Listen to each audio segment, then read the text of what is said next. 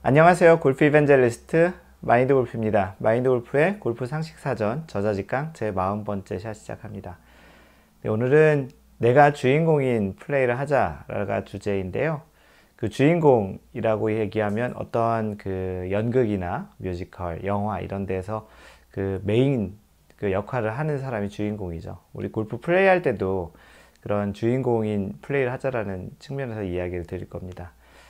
그 마인드 골프가 아는 분 중에 그 예전에 자신이 어떠한 플레이를 할 때 그 바로 전의 상태와 크게 다르지 않은데, 내가 바로 전 라운드와 지금의 스윙과 샷이 크게 다르지 않은데 굉장히 어떤 날 그 플레이가 잘 안 됐다, 오늘 플레이가 너무 샷도 안 되고 전체적으로 플레이가 잘 안 풀렸다라는 이야기를 했던 적이 있었습니다.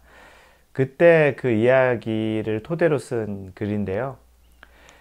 그분께서 이제 바로 전에 플레이했을 때와 그 당시에 플레이했을 때의 그런 실력의 차이가 얼마나 있겠습니까? 하루 이틀 사이에, 뭐 일주일 사이에 그 사람의 물리적인 스윙은 크게 바뀌지 않잖아요.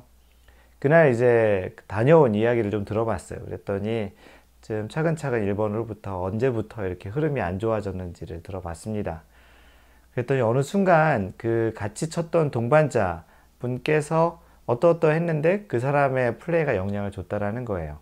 실제 그 사람의 플레이가 물리적으로 영향을 줬다라기보다는 당시에 그분께서 이야기하시기에 저 사람은 나보다 평상시에 연습도 많이 안 하고 나보다 좀 늦게 시작하고 나보다 이러이러한데 왜 나보다 더 잘 치지라는 생각을 라운드 중에 계속 했다고 합니다. 뭐 골프가 꼭 늦게 시작한 사람이 못 치고 나중에 먼저 시작한 사람이 잘 치는 그런 게임 아니잖아요. 여러분도 아주 잘 알잖아요. 근데 이제 그분께서는 이제 상대적으로 우리가 그런 감정을 가질 수 있잖아요. 저 사람은 나보다 구력이 낮으니까 나보다 못 치는 게 당연해. 쟤는 평상시 연습도 안 하고 별로 이렇게 관심도 없어. 그런데 이제 라운드를 하다 보면 나는 상대적으로 굉장히 많은 투자를 한 것 같은데 결과가 안 나오는 그런 상대적인 심리적인 비교 또는 비교 차원에서 이게 납득이 잘 안 가면서 이게 좀 약간 라운드 하면서 이제 플레이가 잘 안 되는 그런 상황이었더라고요. 그 말은 뭐냐면 방금 전에 얘기했던 대로 주인공, 공이 있고 조연이 있어요. 그 사람의 플레이를 보면 주인공이라는 게 이제 그 당시 플레이할 때 뭐 사실 4명이 플레이할 때 누가 주인공이 어디 있겠습니까? 그런데 이제 그 자신은 자신이 주인공인 플레이를 하지 못하고 이제 조연 역할을 한 거예요. 주인공은 자신이 비교하는 그 대상이 이제 주인공이 된 거죠. 이 사람이 내 기준으로는 저 사람이 주인공이고 내가 조연 역할을 했다라는 거예요. 자신이 온전히 그 플레이의 그 주인공이 된 자기만의 플레이를 하지 못하고 자꾸 비교를 하면서 그 플레이가 되다 보니까 그 비교하면서 뭐 좋게 비교가 됐으면은 결과가 좋았을 텐데 아무래도 자꾸 이제 억울하고 불편하고 그런 것이 되면서 이제 조연 역할을 한 것 같습니다. 이 주인공 그 조연 역할과 관련해서 이제 그 가장 유명한 그 마인드 골프가 좋아하는 명언을 하신 분이 있어요. 샘 스니드라고. 이분은 지금 이제 돌아가신 골프의 성인이신데 이분이 82승 하신 분이세요. PGA 투어에서 82승. 현재 기준으로 2020년 10월 기준으로 타이거 우즈와 그 82승 동승을 하고 있습니다. 아직 타이거 우즈에게 83승을 바라고 있는데 아직 83승 못했는데 이 샘 스니드가 뭐라고 했냐면 골프는 동반자와 경쟁하는 것이 아니고 파와 경쟁하는 것이다 라고 얘기했어요. 이분이 한 명언이에요. 샘 스니드가 한 말이 골프는 동반자와 경쟁하는 것이 아니라 파와 경쟁하는 것이다. 그 마인드 골프가 한때 이런 생각으로 라운드를 하고 있었는데 어느 날 이 유명한 샘 스니드가 라운드는 이렇게 정의를 하면서 마인드 골프와 똑같은 생각을 하고 했던 성인이 있었구나 해서 이 명언을 굉장히 좋아하는데요. 이 주인공, 조연 이야기와 좀 일맥상통한 겁니다. 그 라운드는 동반자 경쟁한다는 건 어떤 대상을 가지고 내가 주인공이냐, 너가 조연이냐, 너가 라이벌이냐, 내가 이제 뭐 잘 치는 경쟁자냐, 뭐 이런 이야기를 하는 그런 동반자 경쟁하는 것이 아니라 파와 경쟁하는 것이라는 이야기입니다. 물론 그 PGA 투어나 각종 투어를 뛰는 선수들은 파만 가지고는 우승하시는 데가 거의 많지 않죠. 물론 이제 버디나 뭐 이글 같은 걸 많이 만들어야 우승을 하지만 일반적인 아마추어 골퍼에게는 파 72, 파 72가 기준 타수잖아요. 파 72에서 모든 홀을 다 파를 한 그 72타를 하면 굉장히 잘한 거잖아요. 물론 마인드 골프는 언더파도 치고 이분파도 많이 쳐봤지만 일반 골퍼들에게 파 72, 2분8 치는 거는 꿈의 스코어. 이거 전에 뭐 싱글 디짓 핸디캡, 싱글을 치는 게 훨씬 더 많은 그 1차적인 목표인 분들도 많잖아요. 그래서 매홀 파를 만드는 것이 골프다라고 정의한 것처럼 이런 경우는 이제 내가 주인공인 골프, 나만의 골프를 친다라는 그런 측면에 이야기하는 겁니다. 그래서 다시 이 주인공과 조연 이야기를 하면 내가 라운드를 할 때 매번 라운드 갔을 때 내가 누구보다 잘 치느냐, 누구보다 못 치느냐라기보다는 나는 오롯이 내가 평균 뭐 90타 정도 치는 분이라면 그 상대가 어떤 상대든 골프장이 어떻든 나는 오늘 90타를 치는 그런 골프를 나만의 그 골프를 치겠다라는 그런 전략으로, 그것도 전략이겠죠. 그런 마인드셋으로 라운드를 하는 것이 좋다라는 이야기입니다. 대부분의 경우는 이제 내기를 하는 경우가 많아서 자꾸 비교를 하게 되죠. 내가 얘보다 잘 치고. 그래서 방금 전에 얘기했던 대로 만약에 어떤 사람이 90타를 치는 사람이 있다고 생각을 해보죠. 어떤 사람이 보기 플레이어인 90타를 치는 사람이 있다고 생각해보죠. 90타. 보기 플레이어죠. 이 보기 플레이어가 90타를 치는 분이 어떤 동반자 쳤어요. 근데 그분도 한 90타 정도를 쳐요. 근데 이날 첫 번째 케이스는 이럴 수 있죠. 이날 이분은 뭐 85타를 쳤어요. 그리고 이분은 뭐 90타를 쳤어요. 두 번째 케이스는 나는 뭐 95타를 쳤는데 이분이 100타를 쳤어요. 뭐 세 번째 케이스도 있겠죠. 나는 95타를 쳤는데 이분이 뭐 85타를 쳤어요. 뭐 85타를 치고 90타 쳤을 경우는 내가 잘 쳤으니까 당연히 뭐 기분이 좋겠죠. 근데 문제는 사실 2번 케이스예요.